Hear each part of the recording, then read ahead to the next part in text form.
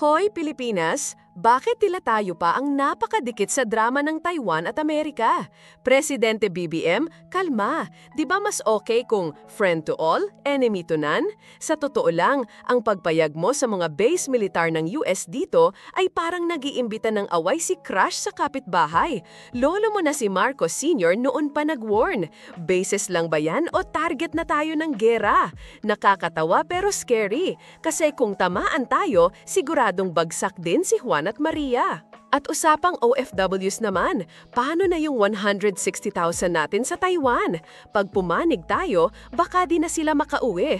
O worse, baka tawagin pa silang spies. Kung gusto mo ng Philippine peace, huwag tayong magpasabwat sa away ng malalaking bansa. Sabi nga ni Lee Hsien Loong, sigurado ka bang gusto mong maging battleground? Kaya BBM, kalma lang, wag war freak. Sabihin mo sa US, pakiayos ng gamit, salamat.